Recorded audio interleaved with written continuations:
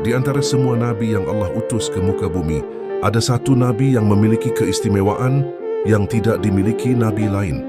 Ia adalah Nabi Musa alaihi salam, seorang nabi yang berbicara langsung dengan Allah, seorang rasul yang diberi mukjizat luar biasa, seorang hamba yang hatinya dipenuhi keberanian dan kejujuran. Namun di balik kemuliaannya tersimpan sebuah kisah yang menggetarkan langit dan bumi, sebuah permintaan yang lahir bukan dari kesombongan, melainkan dari kerinduan yang paling suci. Permintaan seorang nabi yang ingin mengetahui dan melihat Allah. Nabi Musa bukan nabi biasa. Allah memberinya gelar Kalimullah, orang yang diajak berbicara langsung oleh Allah. Di Gunung Tursina, Musa berdiri sendirian. Tidak ada manusia lain, tidak ada malaikat yang terlihat, hanya Musa dan Rabb semesta alam. Allah berbicara kepadanya, memberinya perintah, menurunkan wahyu, dan menguatkan hatinya. Bayangkan, seorang manusia dari tanah berbicara langsung dengan pencipta langit dan bumi. Kedekatan itu menumbuhkan sesuatu di dalam hati Musa. Cinta, kagum, rindu, dan keinginan untuk mengenal lebih dekat.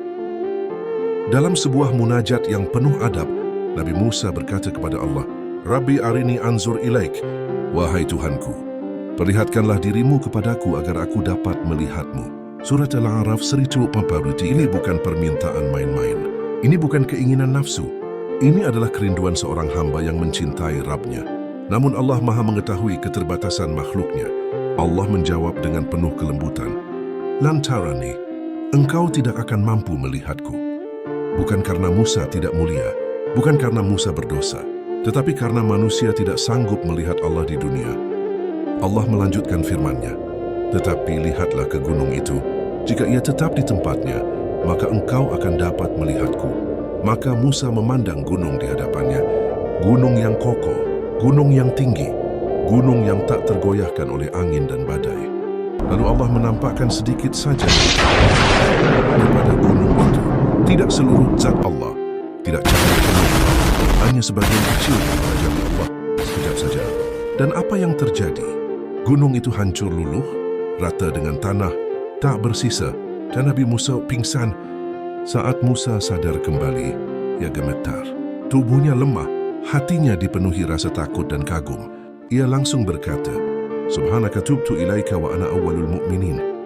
Maha suci engkau, aku bertaubat kepadamu, dan aku adalah orang pertama yang beriman. Musa menyadari sesuatu yang sangat dalam. Jika gunung saja hancur, bagaimana mungkin manusia bisa melihat Allah di dunia? Jika makhluk paling kuat di bumi tidak sanggup, bagaimana dengan mata manusia yang lemah? Ini bukan hukuman. Ini adalah pelajaran tentang kebesaran Allah dan kelemahan makhluk. Allah tidak murka kepada Musa. Allah tidak mencela Musa. Justru Allah memuliakannya. Peristiwa ini mengajarkan umat manusia, Allah tidak bisa diserupakan dengan makhluk. Allah tidak bisa dilihat di dunia. Dunia terlalu kecil untuk menampung keagungan Allah. Melihat Allah adalah kenikmatan terbesar di akhirat yang hanya diberikan kepada orang-orang beriman di surga. Sebagaimana firman Allah, wajah-wajah pada hari itu berseri-seri memandang kepada Tuhannya. Al-Qiyamah. Kisah Nabi Musa bukan tentang kegagalan. Ini adalah kisah cinta seorang Nabi kepada Rabbnya. Ia ingin melihat Allah karena ia terlalu mencintainya. Dan kita hari ini sering menyebut nama Allah, namun jarang merindukannya. Sering berdoa, Udimotia, namun jarang tunduk sepenuh hati. Maka belajarlah dari Nabi Musa bahwa mengenal Allah bukan dengan mata, tetapi dengan iman, ketaatan, dan kerendahan hati.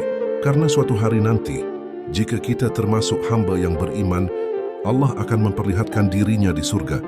Dan itu adalah kenikmatan paling agung yang pernah ada.